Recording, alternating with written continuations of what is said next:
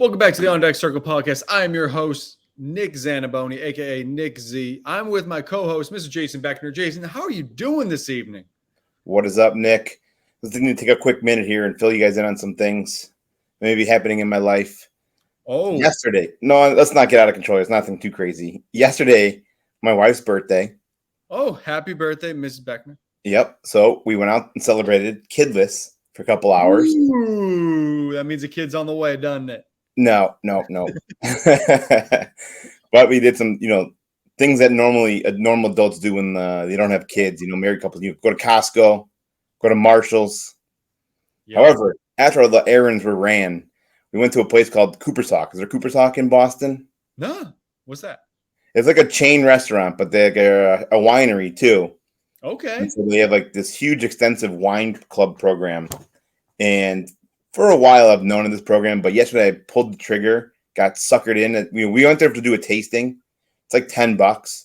You get to sample 8 different wines for $10. Okay. But they're like, you're going to spend 20 something today, an extra $20 you get to become a member. So we're now wine club members. Are you a wine guy? So I've been trying to. I think we talked a little bit beforehand, trying to shed some LBs. Yeah. Chugging craft beers and IPAs is not the way to go about that. So I've been kind of going back to some seltzers, and now I'm into the trying to get into some. I've always drank wine, but never this is my drink of choice. Yep. So becoming part of the member, you get 2 free bottles of wine a month. So I'm going to be becoming a wino. Have I told you about long drinks? You have not told me about them, but I know of them. They are delicious. It is so good. I could probably drink about 20 of them. And hey, what do they taste like? Fresca. Really? Yeah. Tastes like they do have a cranberry one, so that one tastes like cranberry. But right. In general, it is something that I love. I found them last year, and ever since then I just keep on. It's gin. I don't know if you're a gin guy. Is it like overly powered, like pine needle gin? No, it's really just delicious. I need you to find one wherever you can, and then just report back by the next show. Yeah, they have them at our local liquor store, so I think I might be able to get them in 6-pack. If I can get a 6-pack of it, I'm gonna get it. Yeah, dude, I'm serious. I absolutely love them. It's just the perfect amount of they have the white can, I think, is the low calorie one, then a blue can, and then the black one is the Bud Heavy of the group, and they have extra alcohol in it. You can just sip some blue cans. It's a beautiful blue too, and just enjoy some long drink on a nice summer day. Yeah, I'm not sure if you watch or follow, but Bob Does Sports on YouTube. He's a big golf YouTuber. He turned me on to long drink. They were a sponsor of him for a while. So when I saw them at the store, I was like, oh, I wonder if I should get it. So I'm not unfamiliar with them, but I'm not. You've convinced me I'm going to pull the trigger on it this week. Can we get long drink to sponsor us? Yeah, right. Shout out a long drink. Shout out a long drink. I'll shotgun a long drink at the beginning of every On Deck Circle podcast. Okay, let's tag him in the tweet. Maybe I should do a shotgun every episode until they're our sponsor. Okay, that's a choice. We could do that. All right, enough with the shtick. So let's get to the real shtick, which is the cold open question of the week. Jason, I got fitted yesterday for my wedding. We are currently in under 80 days. It's starting to get a little real. I am not scared yet, so that's going to be great. So my question to you is, what did you wear on your wedding day? Ready, set, go.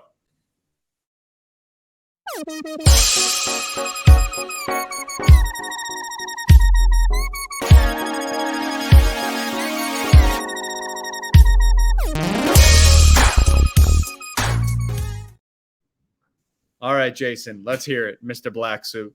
Yeah, pretty traditional. Just went with a tuxedo. Oh, good. Yep, but I went gray tuxedo. And then you know how every groom has to get their groomsmen a gift. Yep.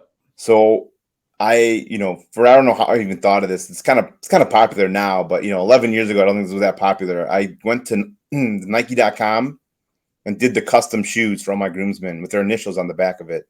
Jeez, Jason, And I custom color coordinated the Nike swoosh and the secondary color. So like to our wedding colors. Wow. So like our colors were purple and orange. We got married in October. In your wedding? What's that? How many people were in your wedding? No, it was just the groomsmen. So I think I had 6 groomsmen, maybe. So 7 pairs total. Jason, at like 8. It wasn't bad. It's not as bad as you think. I think it was like $80 to $100 each. So okay, that's not too bad. But still, I mean, I didn't get like like Air Force Ones or anything. I think I got like Nike Dunks maybe, or it was on the lower end of the Nike scale. Are your friends like sneakerheads or just? I think I may have been more of a sneakerhead than them, but the point of the story is we all changed into the sneakers for the reception. Okay, cool. I love that. That's a good gift. I won't say my gift in case one of my groomsmen are listening. Yeah, keep that on the down low. I'm wearing a tuxedo as well. It'll be a blue top. Ooh, nice. Like let's call it like Royals alternate blue. Those like powdered blue. So I don't want to say powdered blue, but it's pretty close. And then a black trouser, which are going to be fashionably short with a loafer and sockless. We're going very European for the Zaniboni Comac wedding. Nice. Yeah, I'm excited. But let's talk about some baseball, I guess.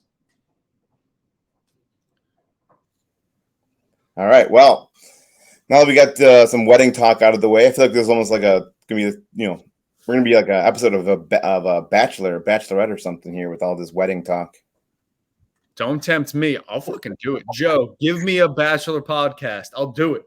Yeah, the Final Rose it'll be called or something like that. Yeah.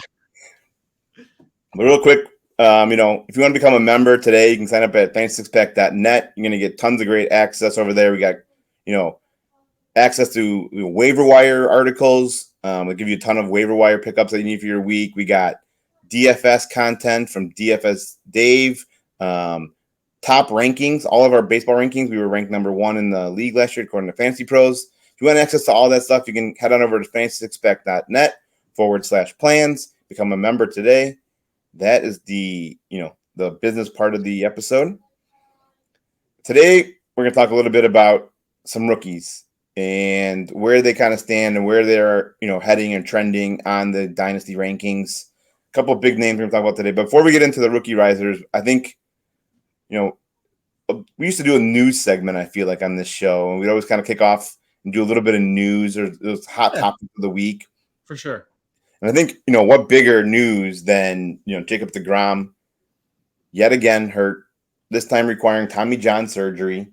This is now, 3 seasons now that we've gone without Jacob deGrom, which is really a shame because when he is healthy, he's probably the most efficient pitcher there is. If you go back and look, there's that stretch when he was on the Mets where they had that rotation of like deGrom, Syndergaard, Harvey. Who was the guy? Mats, I think, was in it too. Yeah. One other big one that kind of flamed. I'm drawing a blank now. It was the 3. It was like deGrom. Wheeler. Yeah. That stretch right there, I think you can kind of, I don't want to say exactly where the injuries took place, but there was a stretch where from basically 2015 to 2019, he had averaged over 200 innings a season. So that's 5 seasons of 200 innings plus. Since then, he's failed to pitch more than 100 in a season. I don't think, obviously he continues to fall down dynasty rankings. I don't even know where if you could even trade this guy at this point. What would you do if you were a deGrom? Would you be buying or selling deGrom, I guess is what I should ask you. I would be seeing what I can get. I don't think, but also so he's gone for this season and next season. Yeah. Realistically. And this is me being a bad podcast co-host. How old is he? 34 right now. So, and when's his birthday? He's about to turn 35 in a week. So he's not going to pitch again until he's 37. Yep. And I know we have Justin Verlander, who had a good breakout afterwards. But again, I wasn't touching Verlander with a 10-foot pole after that. So in the same vein, I'm not buying deGrom. I would be selling him. Hopefully someone will give you something. But like, what would you even want, Jason, or like expect to get?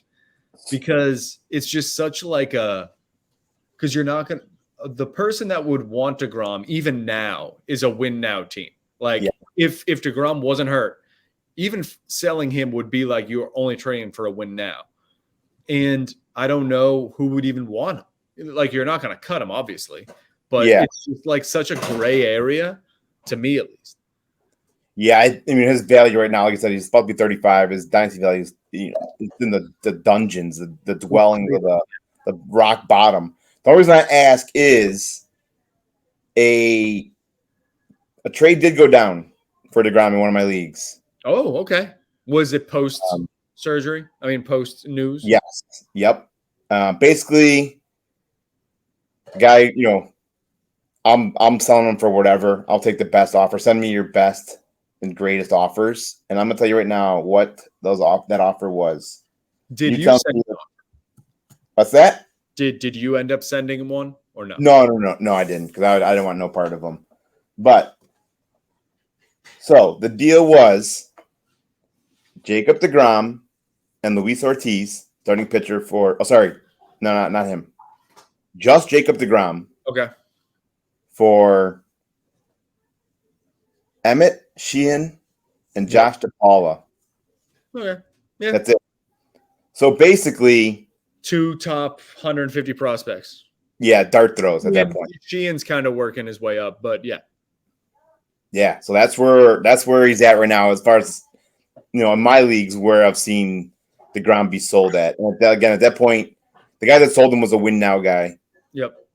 You said he got some pieces that he could easily flip now for a starter. It's not going to be a Jacob deGrom level starter, but it's going to be a starter you can get now to help you. So that actually makes like a lot of sense. Yeah, I think that's about all you can hope to get for Jacob deGrom at this point in dynasty leagues is just a couple of dart throws. I'd even take like a second round draft pick at this point. Yeah. Just give me something for him. If for whatever reason he shows back up in 2 years and he's dominant for maybe another year, it's like whatever. Give me the young youth dart throw now. I agree. All right, well, let's head on over to some of these rookies that have either already made their debut and some that have been around for a little bit of a while, but have been making splashes in the dynasty leagues. First guy we're going to talk about, the hottest name in baseball right now, Elly De La Cruz, shortstop / third base for Cincinnati Reds. I mean, if you haven't seen what this guy has been doing right now or heard of what he's been doing, 21-year-old, it's kind of weirdly not only like physical features, but looking wise, the O'Neal Cruz counterpart. Did you see that tweet? That was like maybe 8 years old when I found out Elly De La Cruz was like O'Neal Cruz's brother, and I was like, "Wait, really?"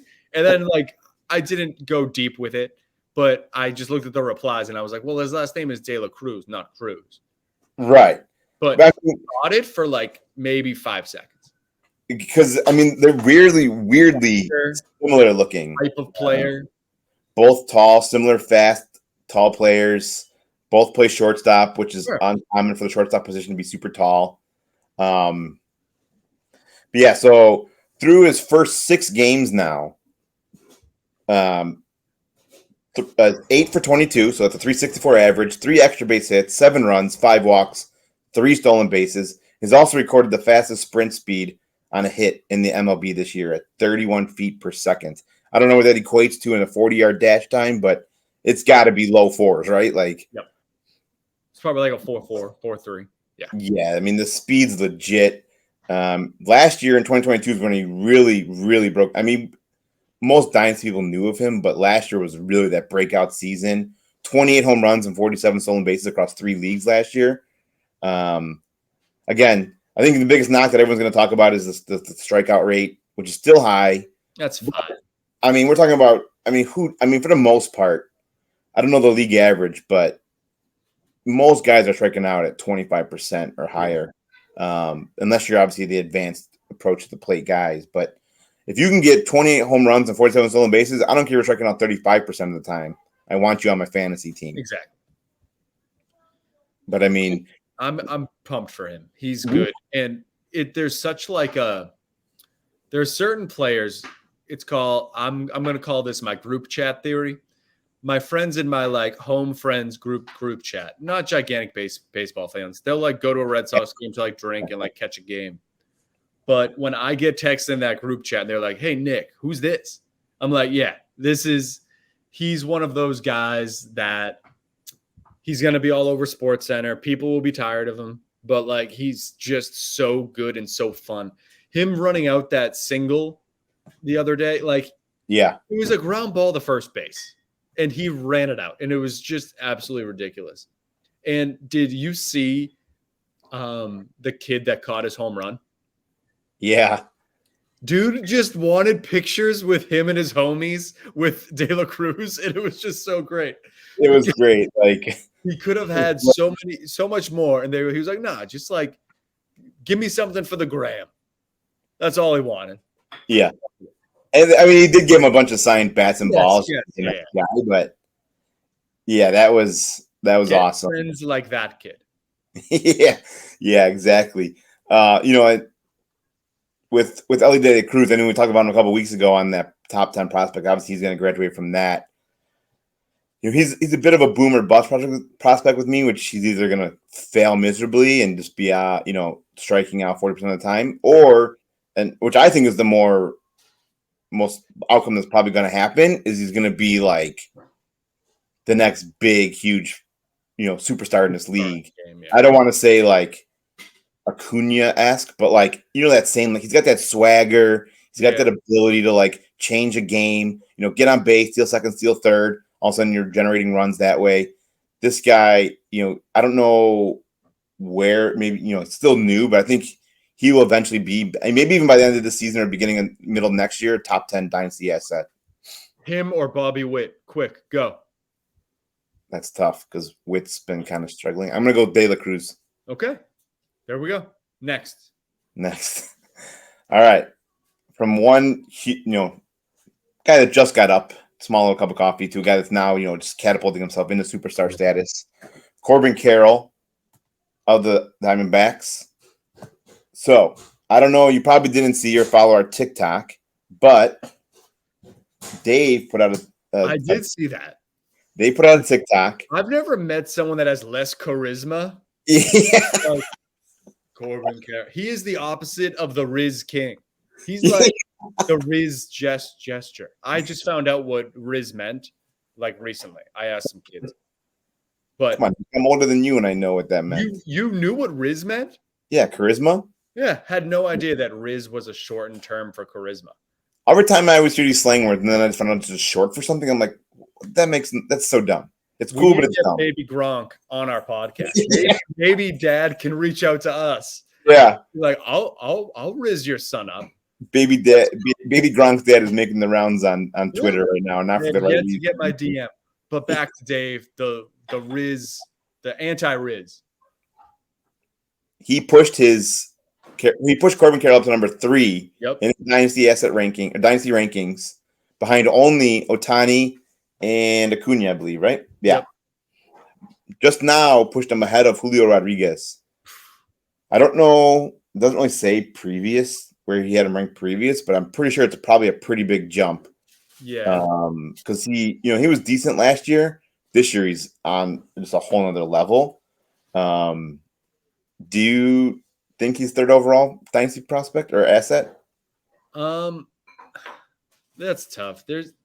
I feel like we have the same conversation every year, and it's like the same 5 guys are in it, and now he's just in that group, which is great. He's amazing. He's so much fun to watch, but like, it's just so hard to you could convince me that any of Acuna, Ohtani, J-Rod, Corbin Carroll.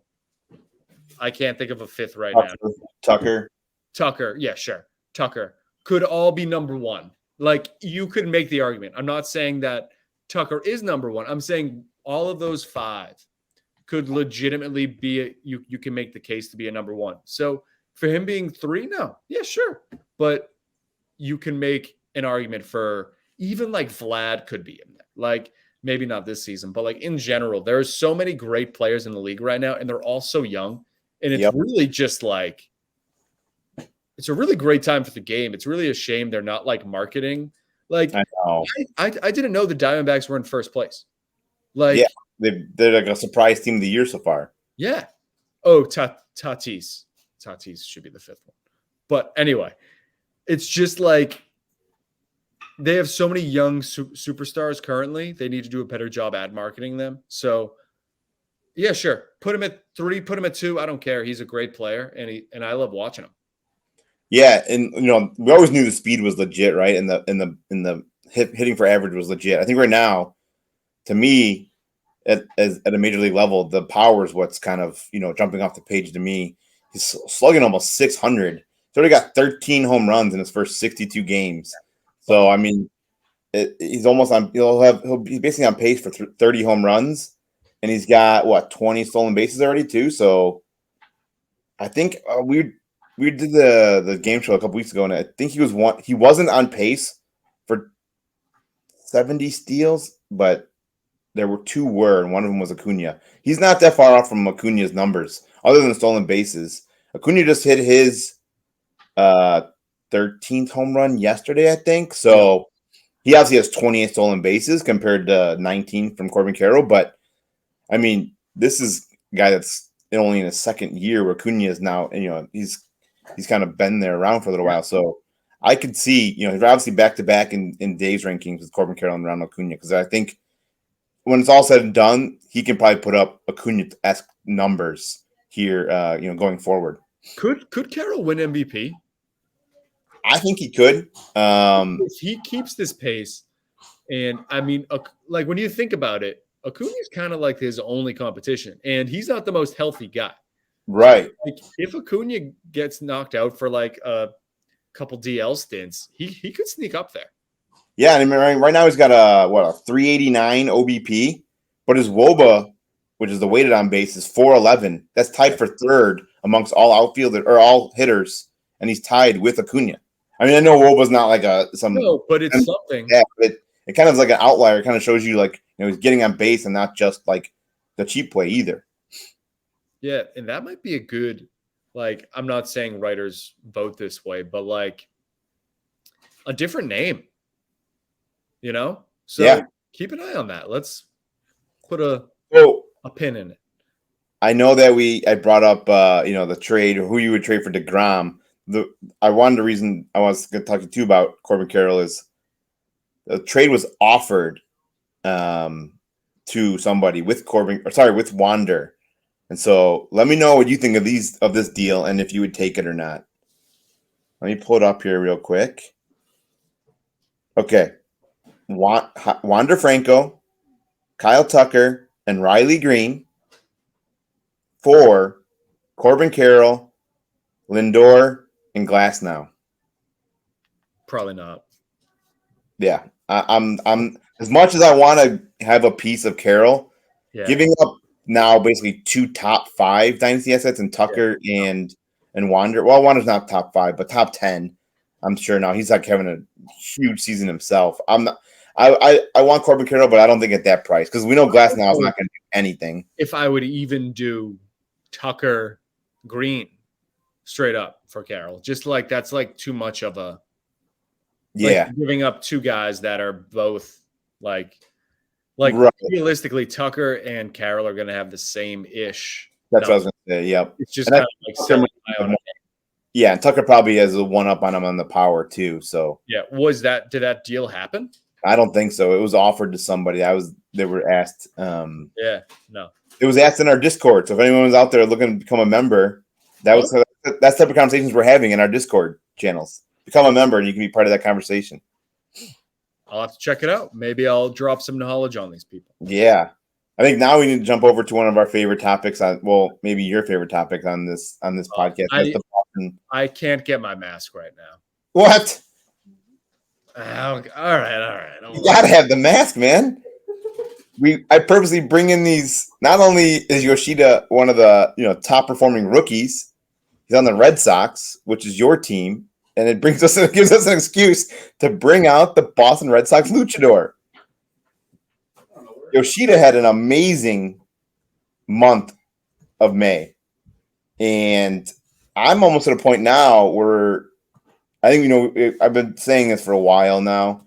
It's hard to say with the first year player drafts because you'll never know until a few years now. But Yoshida, if he wasn't going to be 1-1, he should have at least been 1-2. It could have gone Jackson Holiday and then Yoshida. I mean, obviously, a lot of win now teams don't get the luxury of picking in the top of the draft. But somehow you made a trade and you got in the top of the draft and you were win now. You absolutely had to smash Yoshida because he is the real deal, right? Right, Luchador? Yes, dude. He is so much fun. This Sox team has been so. I mean, they're literally average because they're 500, but they've been so much fun to watch, and he's one of the main reasons. He's just like such a patient hitter, and watching him play baseball is like genuinely like beautiful. And his big knock was his defense. He made probably one of the best catches I've seen this season, at least in left field in Yankee Stadium. I think it was Saturday night. I think that was the Fox game, right? I think it was on Fox, but it was not around Saturday to watch baseball. So. Yeah. Me either. I didn't watch it either. But he's so good. He gets on base.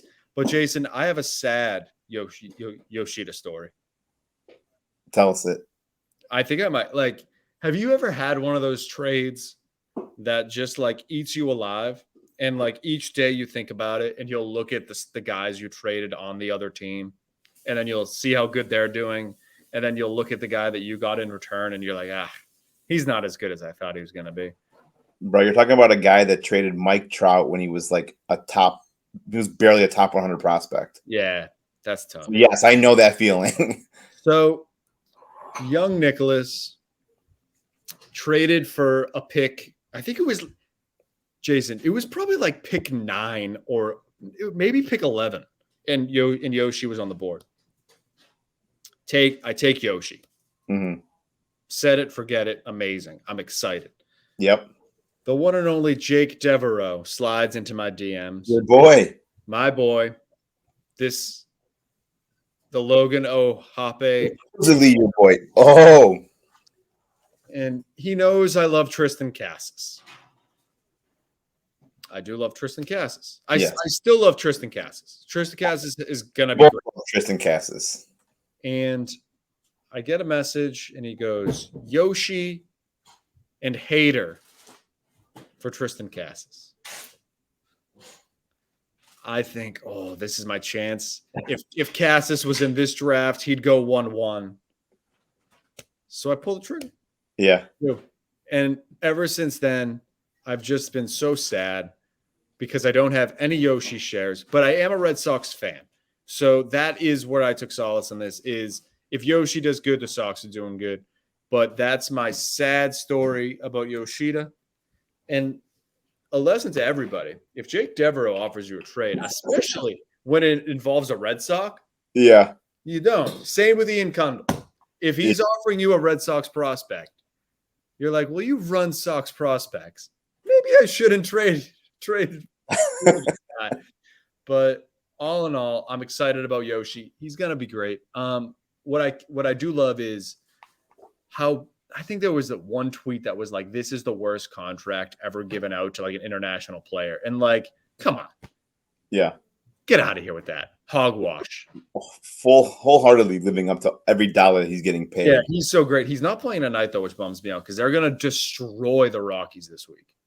Oh yeah, that does suck. I do have Yoshida. It's not a full-on dynasty. It's more of like auction league, but with like contracts and salaries. Mm-hmm. And obviously nobody had him on his team coming into this year. So I paid up a pretty penny for him. I think I paid like, somewhere in the like $20-something,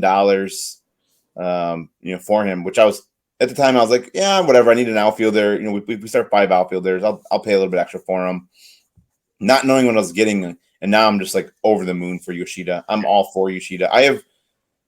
I'm not even joking. And this team, this is some weird fact that it's not even really that important, but I'm gonna let you know. I have Seiya Suzuki, Shohei Ohtani, and Masataka Yoshida. So I should just rename my team Japan. Japan. And then you'll draft that pitcher for next year that's supposedly like very good, which I think is the whole reason they brought Yoshida in here, because he is best friends with him. But anyway. Yeah. So real quick, huge April and May. A little bit of slowdown here in June. That's probably why he's getting the night off tonight, possibly. The month of May, he slashed 354, 410, 552. The home runs and the RBIs were almost basically identical between May and April. However, the hits and the walks and all that were way better, and were way better in. He also had eight doubles to only 4 in May. So he had a huge May. A little bit of a rough stretch here. It's only been 2 weeks, a little less than 2 weeks. So I'll be looking for a bounce back. I know that for sure. Yeah. All right. Well, it's everyone's favorite time of the show. Down on the farm.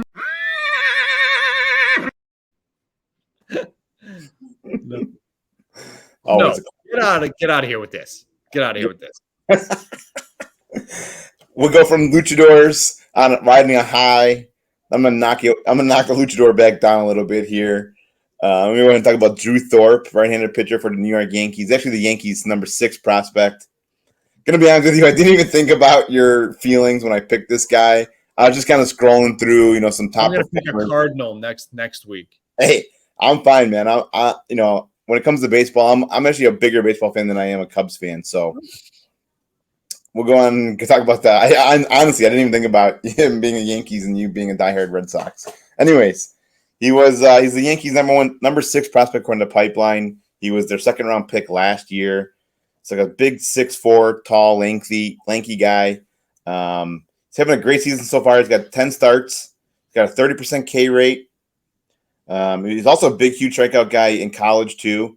He was 2nd in strikeouts in all of D1 last year, in 2022 when he was drafted. So yeah, last year.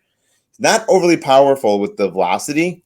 He's got his changeup was touted as one of the best in the draft class last year. I know most people don't want to focus in on pitching prospects, but if I'm going to pick a pitching prospect, generally I'm going to go with a college arm that can probably rise through the ranks quickly.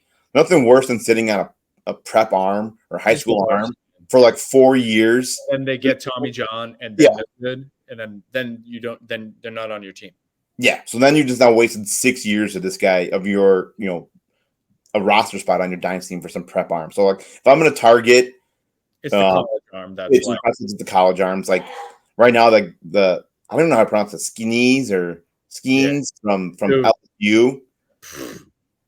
Yeah. But that's why I like to target the college arms. You've seen it at a more advanced level. So you can kind of know what you can expect from him. The changeup, obviously, is his bread and butter. So he has 5 quality starts in those 10 starts this year. And last game out, he set a record with 12 strikeouts in 7 innings. It was for, I don't even know what team he pitched for. It's it's high A for Yankees. I don't know what that is, but it was a franchise record of 12 strikeouts. His last game, and his last 2 starts combined, 15 innings, 6 hits, no walks, 19 strikeouts. He currently has a 71-20 strikeout to walk ratio. The only thing that concerns me again is that he doesn't have that high end velocity.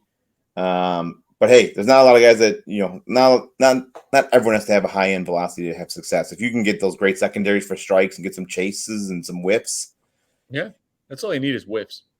Yeah, I mean, I think if you're out there looking for somehow he might be on your waiver if you're more of a shallow dynasty league, give Drew Thorpe a look for sure. Yeah, I'll look into him and then. And Nick, let's not act like he might end up being off the Yankees by the middle of this season. And maybe I might be in on him. But exactly. You know what? Until then, I'm out. So no Drew Thorpe from me. Do you watch I Think You Should Leave? I feel like you would enjoy it. Yes. Yep. Just started. I Have was you? like, no, I don't like this. And then I was like, oh my God, this is great. I mean, it is. I'm a huge comedy guy, and so I usually watch anything comedy related. I'm pretty much down for. It is a little on the weird side. Yeah, but it's You so don't good. have open mind about it. Yeah. And you don't go in there It's great closed-minded. background TV. Like I was doing some work this weekend and I just had it on. I also wanted to add someone or add just a tidbit to Okay. our podcast today. Sure. I saw maybe one of the greatest baseball videos I've ever seen. Okay. It involves the Reds, and it's Will Benson's walk-off home run. Yes. I don't know if you saw it. It was the dugout angle. The dude was just so jacked up. Yeah. He's someone who I bought in after that spring training he had. And he was awful to begin the season.